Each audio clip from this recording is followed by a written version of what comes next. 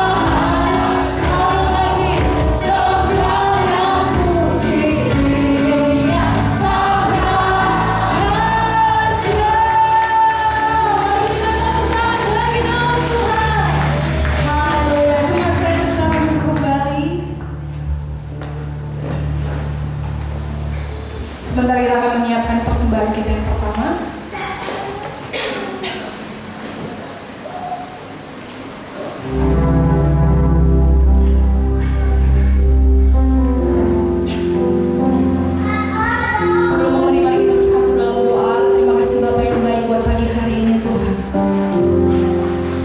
Sebentar kami akan memberikan persembahan kami yang pertama, Bapa yang baik. Tuhan yang memberkati setiap tangan-tangan yang memberi 30, 60, bahkan 100 kali lipat ganda. Tuhan memberkati setiap usaha pekerjaan jemaat yang ada di tempat ini, Tuhan.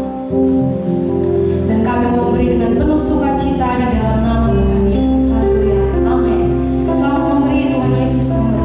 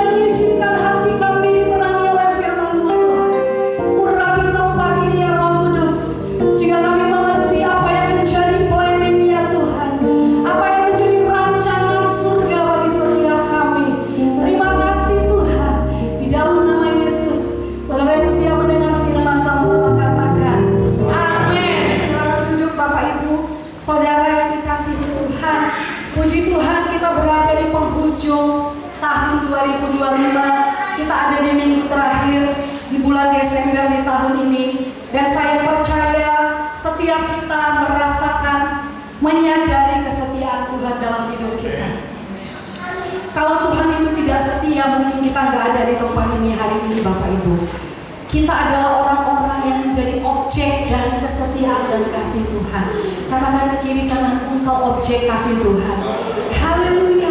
Bukan malaikat yang dikasihani Tuhan, bukan malaikat yang dikasihi Tuhan, tapi anak-anak Abraham, keturunan Abraham, anak-anak manusia, saudara dan saya. Itulah yang mendapat belas kasihan di hadapan Tuhan. Hari ini tema firman Tuhan adalah the greatest gift, atau hadiah terbesar dari surga. Mari buka bersama-sama Yesaya pasal 9 ayat 6. Kita akan baca bersama-sama ayat firman Tuhan ini. Yesaya 9 ayatnya yang ke-6. Haleluya. Terima kasih Tuhan. Kita baca bersama-sama 2-3 ya. Sebab seorang anak telah lahir untuk kita, seorang putra telah diberikan untuk kita. Lambang pemerintahan ada di atas bahunya, dan namanya disebutkan orang penasihat ajaib, Allah yang perkasa, Bapa yang kekal, Raja damai. Saudara tahu nubuatan ini keluar dari mulut Yesaya itu 700 tahun sebelum Yesus lahir. Nubuatan ini dilepaskan oleh mulut Nabi Yesaya tepatnya 700 tahun sebelum kedatangan Mesias. Dan di ayat ini ada gelar yang disematkan kepada Mesias yang dinubuatkan itu. Gelar pertama yang disematkan kepada Sang Juru Selamat itu adalah penasihat ajaib. Pertanyaannya, kenapa gelar pertamanya harus penasihat, bukan yang lain? Bapak Ibu, kalau kita buka ke pasal sebelumnya, mari kita buka bersama Yesaya pasal 8 ayatnya yang ke-19 sampai 21. Yesaya pasal ke-8 ayat 19 sampai 21. Saudara, ternyata pada masa itu bangsa Israel ketika mereka hendak melakukan life counsel atau konsultasi kehidupan, atau ketika mereka ingin mencari nasihat, atau ketika mereka ingin mencari petunjuk, ternyata mereka secara rutin memintanya nasihat kepada arwah-arwah atau roh-roh peramal. Coba kita lihat di ayat 19. Kita baca bersama-sama. Dan apabila orang berkata kepada kamu, ini keadaan bangsa Israel pada waktu itu, mintalah petunjuk kepada arwah dan roh-roh peramal yang berbisik-bisik dan komat kami, maka jawablah, bukankah suatu bangsa patut meminta petunjuk kepada Allahnya, atau haruskah mereka meminta petunjuk kepada orang-orang mati bagi orang-orang hidup? Jadi kejadian pada masa itu, Israel ketika mereka ingin melakukan life counsel, konsultasi kehidupan, mereka secara rutin bertanya kepada roh-roh peramal, bertanya kepada arwah-arwah orang mati, sehingga Tuhan mau bangsa ini berbalik kepada. Dan saudara tahu apa yang terjadi ketika mereka mencari nasihat bukan kepada Tuhan? Kita akan baca ayat 20 sampai 21. Yesaya katakan, carilah pengajaran, sama-sama, carilah pengajaran dan kesaksian. Siapa yang tidak berbicara sesuai dengan perkataan itu, maka baginya tidak terbit fajar. Lanjut ayat 21. Mereka akan lalu-lalang di negeri itu, melarat dan lapar. Dan apabila mereka lapar, mereka akan gusar dan akan mengutuk rajanya dan Allahnya. Mereka akan menghadap ke langit. Saudaraku, ketika satu bangsa, satu umat tidak meminta nasihat atau petunjuk dari Tuhan, apa yang dikatakan ayat 20? Mintalah pengajaran yang sehat, dengarlah kesaksian. Apa yang dimaksud dengan pengajaran yang sehat? Pengajaran yang sehat itu adalah firman Tuhan. Amin. Tidak ada pengajaran yang lebih sehat selain firman Tuhan. Yesaya katakan, carilah pengajaran, carilah firman Tuhan. Sebab siapa yang tidak berbicara sesuai dengan perkataan itu, artinya sesuai dengan firman Tuhan, maka baginya tidak terbit fajar. Apa yang dimaksud tidak terbit fajar? Tidak punya pengharapan. Ketika kita tidak meminta nasihat kepada firman Tuhan, saudara, kita tidak akan menemukan harapan dalam hidup kita. Itu yang dialami Israel. Di ayat 21 dikatakan mereka berkelana, mereka gusar, mereka tidak menemukan apa yang mereka cari. Mereka ada di dalam kegelapan. Jadi kalau nanti Bapak Ibu baca di pasal 8 ini berbicara tentang kegelapan yang melingkupi Israel pada masa itu. Sampai di ayat yang pasal yang ke-9, coba ditampilkan pasal yang ke-9. Kalau nggak salah ayat yang pertama, Yesaya pasal 9 ayat yang pertama.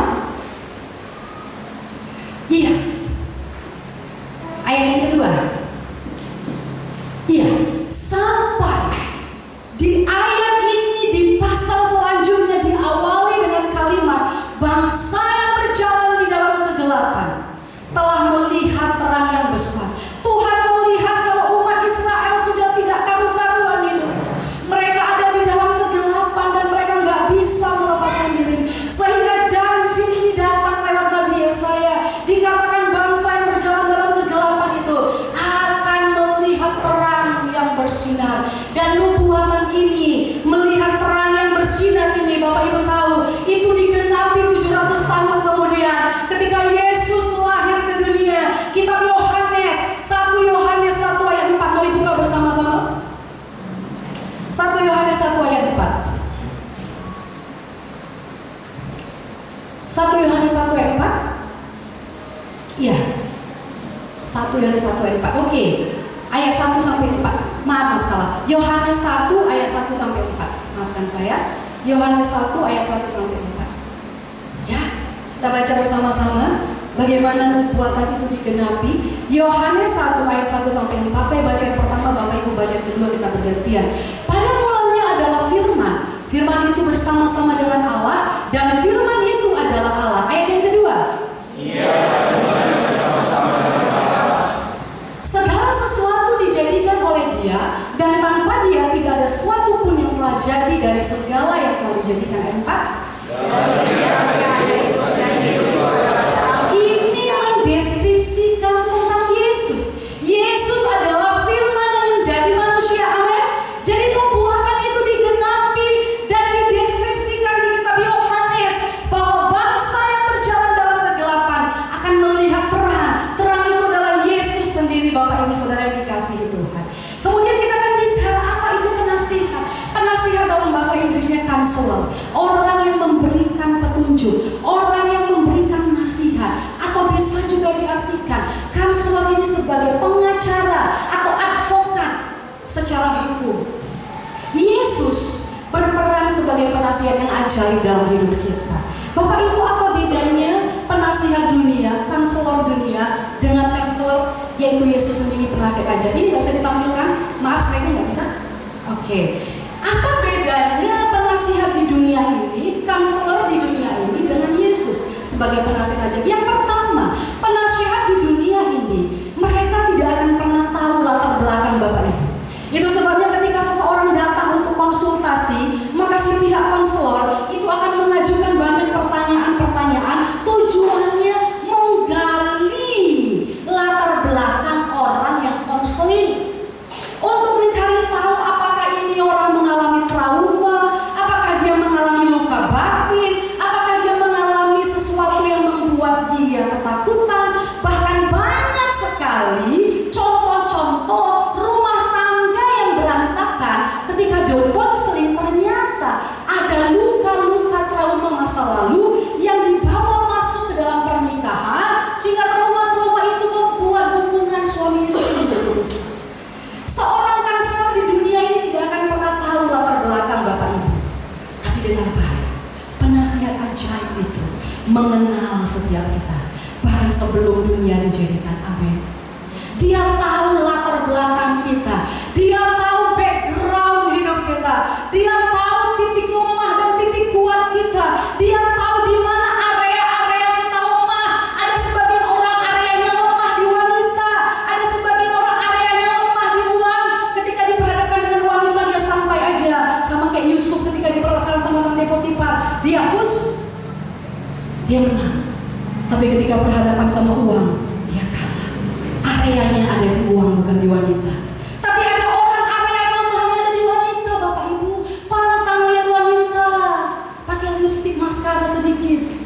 langsung bye-bye sama yang di rumah.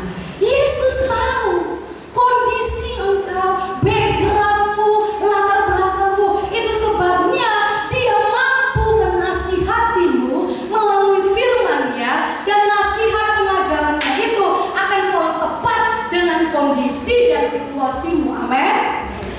Yang kedua, penasihat di dunia ini, dia tidak akan bisa menjamin 100% bahwa nasihat yang dia berikan itu akan menolong kehidupanmu. Ya, dia akan memberikan nasihat yang baik, tapi tidak ada garansi nasihat itu akan menolong. Tetapi Yesus sang penasihat ajaib, ketika Dia memberikan firman padamu ketika engkau dalam kesesakan, dan engkau mulai merespon firman itu sebagai rema, engkau mengimaninya, maka firman itu akan menciptakan dari yang tidak ada menjadi ada. Berikan tepuk tangan bagi Tuhan. Dia menjamin ada jalan keluar atas hidupmu. Yang ketiga, ketika engkau akan berhadapan dengan penasihat dunia, engkau butuh janji temu, engkau butuh appointment, engkau butuh janji khusus. Engkau gak bisa sembarangan tiba-tiba masuk ke ruang konsultasi, karena dia manusia terbatas. Tapi dengar baik, sang penasihat ajaib tidak pernah punya waktu khusus, waktu yang harus dibuat janji temu kalau engkau ingin menemukan nasihatnya.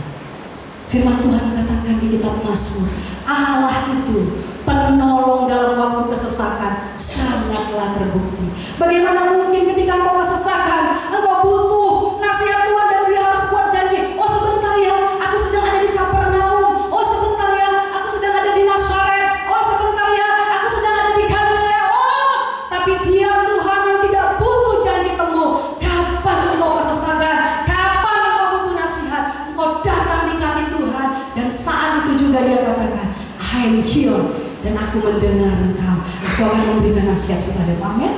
Tidak butuh janji temu yang khusus untuk ketemu sama penasihat yang baik. Yang kedua, gelar apa yang disematkan kepada Mesias? Yang kedua, gelar yang disematkan kepadanya adalah Allah yang perkasa. Di dalam bahasa Ibrani, Allah yang perkasa ini disebut El Gibor. Apa arti El Gibor? El Gibor ini mengandung makna tentang kekuatan, strength, tentang kuasa, power, tentang pejuang, warrior, tentang pahlawan, hero. Itulah arti Allah yang Maha Kuasa atau El Gibor. Itu sebabnya ketika Dia berkata Allah yang perkasa, Yesus sedang mengatakan, akulah Tuhan yang memiliki kuasa, akulah Tuhan yang menjadi pahlawanmu, akulah Tuhan yang menjadi pejuangmu, aku yang akan berdiri di barisan depanmu, engkau hanya akan menonton dan melihat. Amin. Aku yang akan berperang ganti kamu, kata Tuhan. Allah yang perkasa. Lalu apa manifestasinya Allah yang berkuasa? Yang pertama, Allah itu berkuasa untuk menyelamatkan kita, Bapak Ibu Saudara yang dikasihi Tuhan. Allah itu berkuasa untuk menyelamatkan kita. Mari kita buka satu ayat firman Tuhan.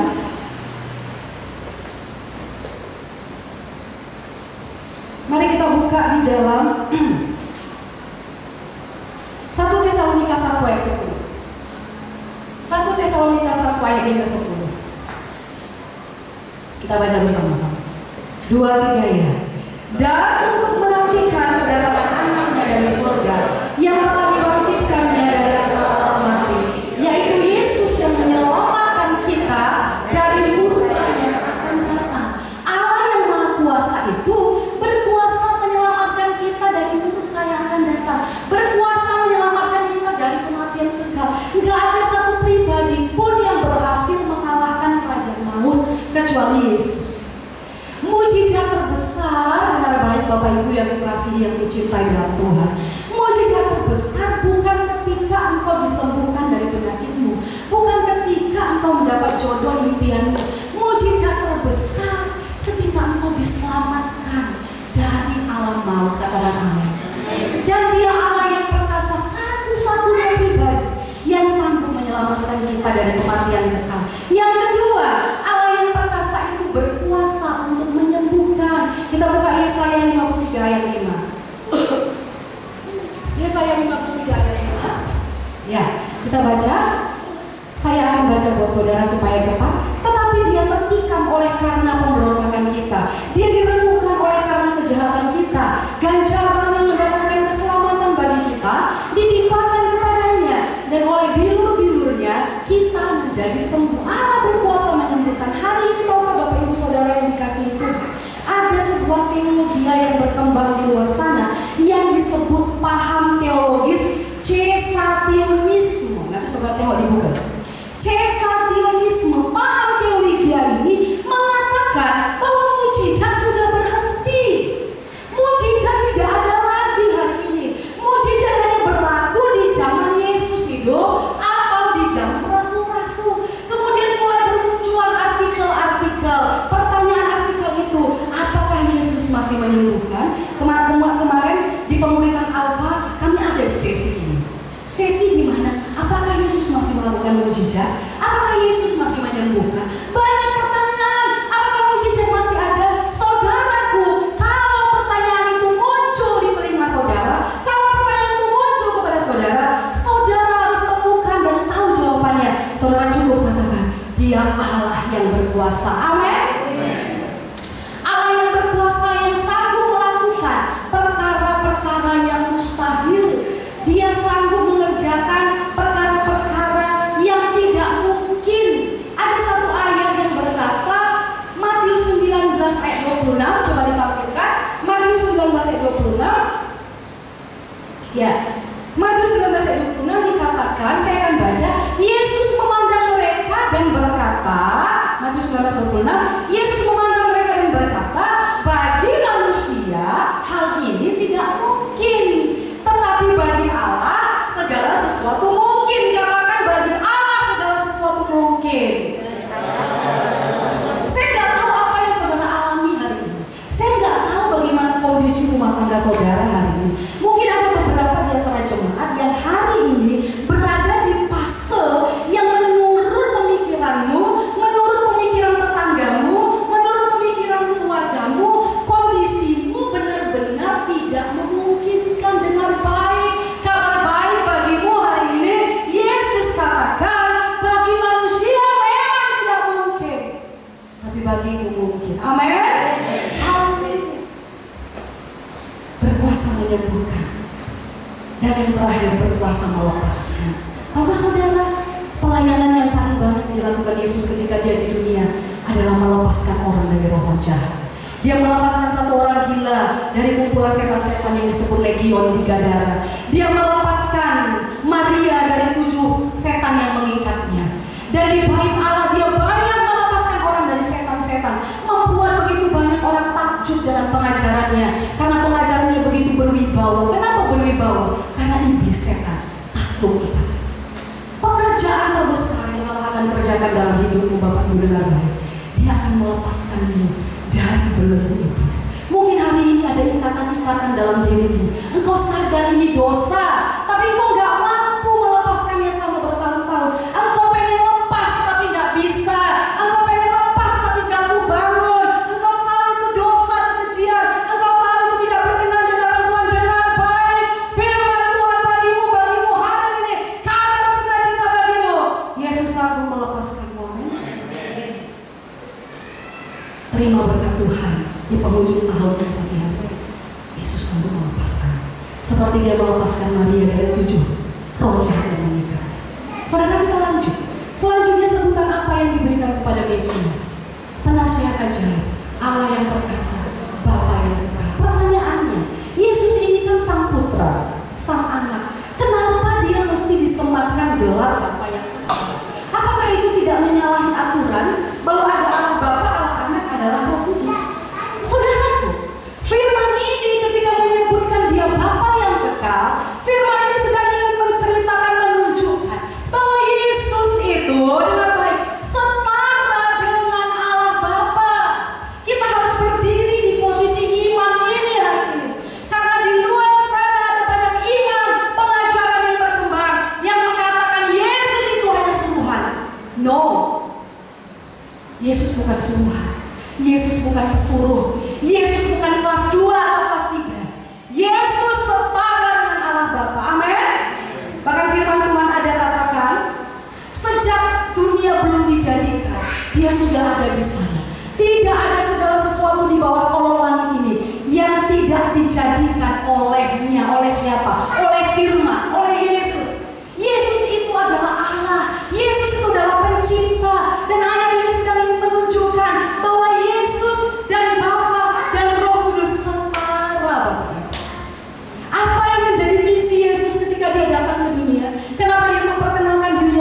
Bapa? Karena Dia mau mengubah persepsi manusia tentang Allah.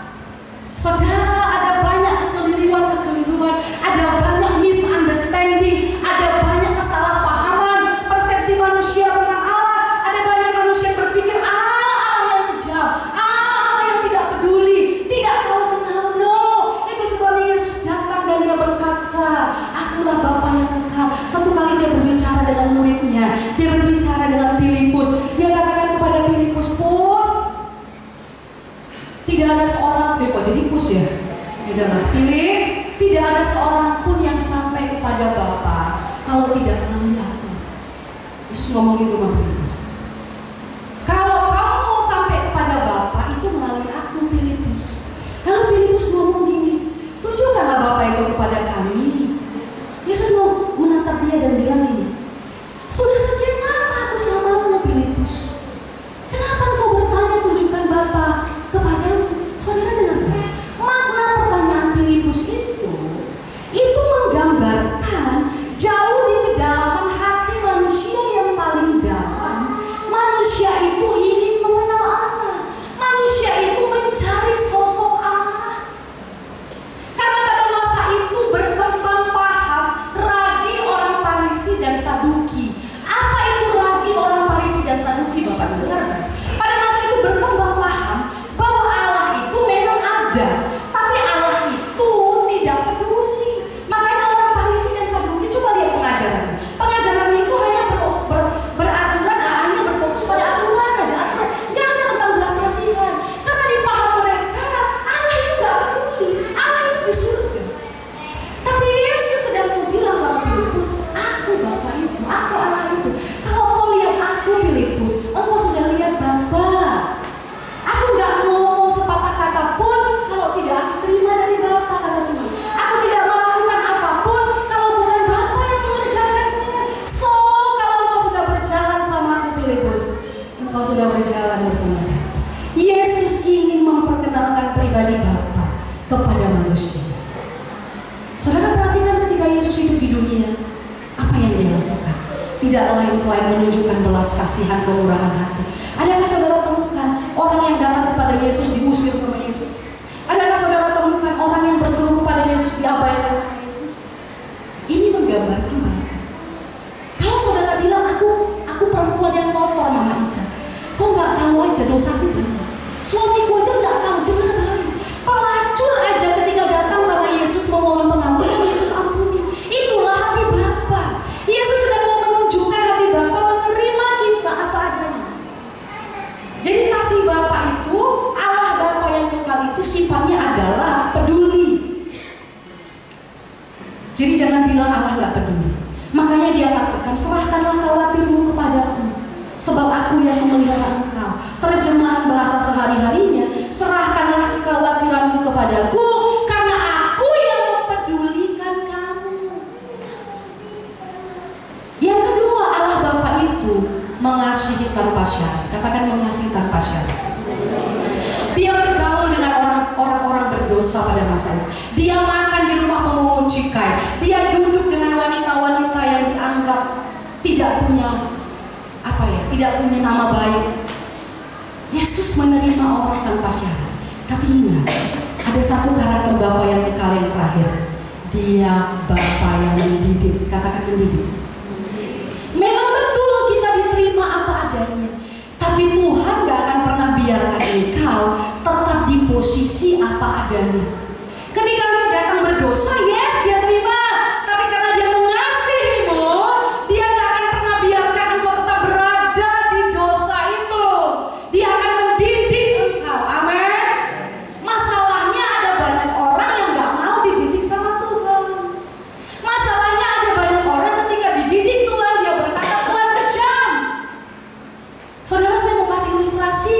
Kalau ada papa punya anak umur 5 tahun lompat-lompat kursi sana sini, papanya bilang jangan, Cok, nanti jatuh berdarah. Anaknya mengabaikan. Lompat lagi bla bla bla, jangan nak, nanti kamu sakit. Terus dia tiba-tiba dalam hitungan detik ketepuk berdarah keningnya.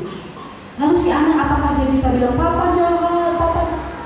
Saudara, Tuhan kadang-kadang membiarkan kita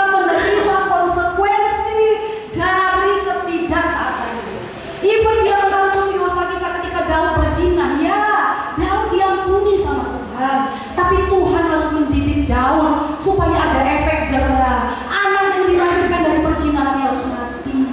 Bangsa Israel ketika mereka memberontak, apakah Tuhan meninggalkan mereka? Enggak. Saudara lihat nanti di kitab Keluaran, Tuhan tetap jagain mereka dengan tiang awan, tiang api. Tuhan tetap kasih mereka stamina yang baik. Ingat, di padang gurun itu nggak ada vaksin, Bapak Ibu, nggak ada puskesmas, apalagi puskesmas medan selayang, nggak ada. Tapi mereka sehat. Tuhan gak tinggalkan mereka, tapi Tuhan biarkan mereka menjalani konsekuensi dari ketidaktaatan mereka. Itu yang dimaksud dengan Bapa yang mendidik. So hari ini kalau kau merasa engkau sedang dididik Tuhan, katakan terima kasih Tuhan buat didikannya. Buat aku cepat-cepat keluar dari didikan ini. Aku menang Tuhan, aku mau menerima berkat. Amin. Yang terakhir, sebutan apa yang disematkan kepada Juru Selamat? Raja Damai. Bapak Ibu Saudara yang dikasihi Tuhan, berkat yang Tuhan berikan ketika dia datang ke dunia itu damai sejahtera.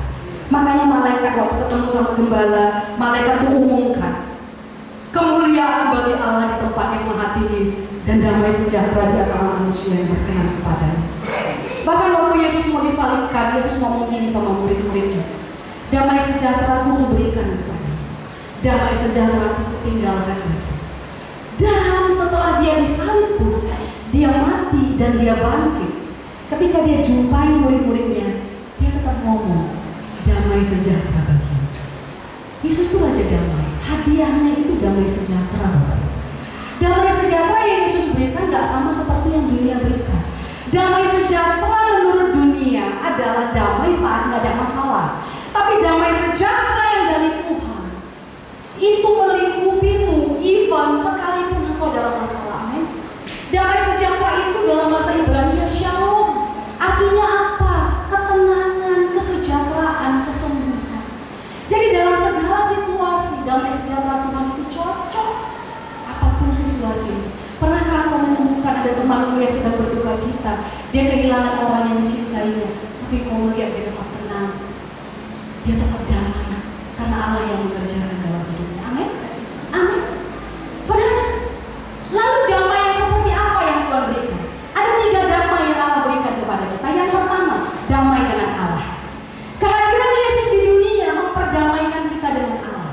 Saudara, ketika Yesus belum datang ke dunia, manusia itu kalau buat dosa harus menyembelih korban pendamaian. Saudara bayangin kalau itu berlaku sampai hari ini, habis uang kita, saudara. Lala beli ayam, lala beli babi. Untuk apa korban pendamaian? Kenapa? Selama kita tidak didamaikan, kita disebut seteru Allah. Paham seteru? Seteru itu musuh. Gimana kita bermusuhan sama Allah? Mana mungkin kita bisa hidup damai? Jadi Yesus datang untuk memperdamaikan manusia dengan Allah. Damai yang pertama yang Yesus berikan adalah damai bersama Allah. Engkau diperdamaikan dengan Allah. Lalu yang kedua, damai yang apa yang diberikan Yesus? Damai dengan dirimu sendiri, Bapak Ibu Saudara yang dikasihi Tuhan. Mari kita buka satu ayat firman Tuhan.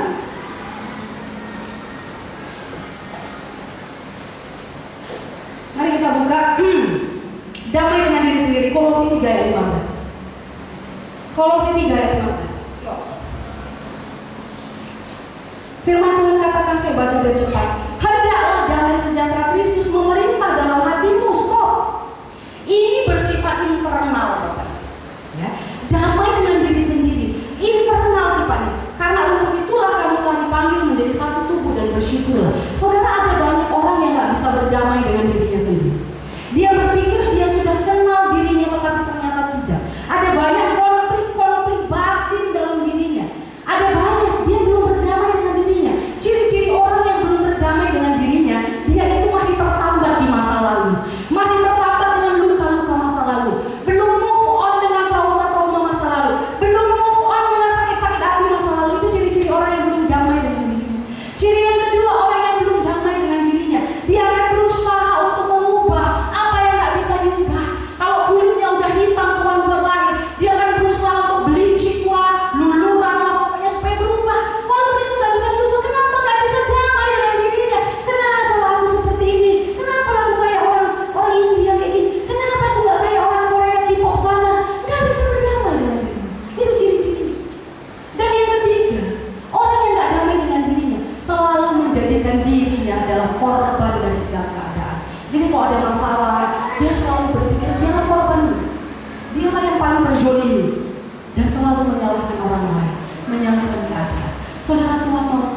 berdamai dengan dirimu. Tuhan katakan hendaklah damai sejahtera tinggal dalam dirimu. Tuhan mau kau mengampuni dirimu sendiri. Kalau Tuhan sudah mengampunimu, kenapa kau belum mengampuni dirimu sendiri? Yang ketiga, damai yang Tuhan berikan, damai dengan sesama manusia. Mari kita buka firman Tuhan. Roma 12 ayat 18, ini ayat yang terakhir. Saya akan selesai setelah pembacaan ayat ini. Roma 12 ayat yang ke-18. Sedapat-dapatnya, kalau hal itu bergantung padamu, hiduplah dalam perdamaian dengan semua orang. Saudara, hidup damai ini bukan berarti gak ada konflik. Itu salah. Hidup damai bukan berarti gak pernah terjadi konflik. Konflik terjadi, tetapi ketika kita orang-orang yang sudah berdamai dengan Allah, berdamai dengan diri sendiri, kita gak takut dengan yang namanya konflik dengan manusia. Kenapa? Karena kita berani menyelesaikannya dengan baik-baik. Makanya kalau ada konflik, jangan dianggap gak ada. Kalau kita tahu kita sudah menyakiti perasaan orang lain, ya rendah hatilah pula minta maaf. Kalau kita tahu kita sudah menyinggung perasaan orang lain, ya rendah hatilah pula. Jangan kita merasa kayak gak ada masalah. Itu yang sering terjadi di umat Tuhan. Akhirnya tidak pernah terjadi damai. Yang satu menyimpan dongkolnya segini, yang sana dongkolnya segini. Akhirnya ketika ketemu gak ada damai sejahtera. Kenapa? Karena gak punya keberanian menyelesaikan. Damai dengan manusia bukan berarti gak ada konflik, tapi damai dengan manusia, kita berani menyelesaikan masalah dengan kasih Tuhan dan pengampunan. Amin. Kita sudah diberi hadiah Allah sebagai penasihat ajaib, Allah yang perkasa, Bapa yang kekal, Raja damai. Lalu apa respon kita? Saudara, respon kita saya mau katakan, jangan biarkan hadiah itu menunggu terlalu lama di pintu. Tuhan katakan, aku mengetuk dan berdiri di muka pintu. Barang siapa membuka, aku akan masuk. Jangan biarkan hadiah, ibaratnya kalau ada parcel di depan rumah, sudah bunyi suara orang yang mengantar. Tadi malam kami kedapatan parcel, langsung cepat-cepat bapak bisa buka, parcel, senang dia. Kalau parcel itu dibiarin di depan rumah, itu gak akan bisa kita nikmati, amin. Jangan biarkan hadiah itu menunggu terlalu lama di muka pintu. Yesus katakan, aku berdiri di muka pintu dan mengetuk. Barang siapa membuka, aku akan duduk dan makan bersama-sama dengan dia. Tuhan mau berfellowship dengan saudara. Itu yang pertama. Yang kedua, saya minta bantuan mereka dengan cepat saja. Kita tolong maju ke depan. Saudara, apa respon kita ketika kita sudah tahu kita mendapat hadiah? Penasihat ajaib Allah yang perkasa, Bapa yang kekal, Raja damai. Saudara, izinkan Tuhan menuntun kehidupan kita. Izinkan Tuhan menuntun kehidupan kita. Kita nggak tahu masa yang akan datang. Saudara, jangan pernah pakai logikamu untuk menjalani tahun 2026. Semua logika manusia luluh lantak di tahun-tahun ini, amin. Pertimbangan ahli ekonomi luluh lantak. Harga sawit pun tidak terprediksi, amin. Tidak ada yang bisa prediksi. Jadi kalau saudara mengandalkan logika saudara, saudara akan hancur. Kita butuh tuntunan Tuhan. Anggap ini Tuhan. Enggak, ada pesan tadi? Di depan itu gelap, kita nggak tahu masa depan. Saudara, tugas kita memang nggak perlu tahu masa depan. Karena tugas Yesuslah yang melihat masa depan. Tugas Yesuslah yang berjalan menuntun. Tapi seringkali kita itu berposisi kayak gini. Yesus di belakang kita gini, terus kita bilang, tuntun aku Tuhan, tuntun aku Tuhan. Ya udah masuk jurang duluan. Tugas kita, Yesus jalan di depan melihat masa depan. Tugasmu jalan nengok bahu Yesus. Ketika kau lihat bahu Yesus, apa yang kau lihat? Bilur-bilurnya di kayu salib. Jalan ke sana gitu. Waktu engkau kesukaran, engkau lihat punggung yang berbilur-bilur, dan engkau katakan, ketersediaan ada bagiku Tuhan, karena aku melihat bilur-bilur. Amin. Seringkali kita kebalik. Yesus yang di belakang, kita di depan. Seringkali kita ngerasa kita sanggup. Makanya akhir tahun ini Bapak Ibu, nanti pada akhir tahun, ajak anak-anakmu semuanya sungkem sama Tuhan Yesus. Saya selalu pakai kata sungkem. Sungkem itu apa sih? Sungkem itu engkau benar-benar merendahkan diri, bersujud. Tuhan, jangan akhiri, jangan langsung tiup trompetmu duar sebelum kau sungkem sama Tuhan. Sungkem sama Tuhan, Tuhan aku nggak tahu apa yang terjadi 2026.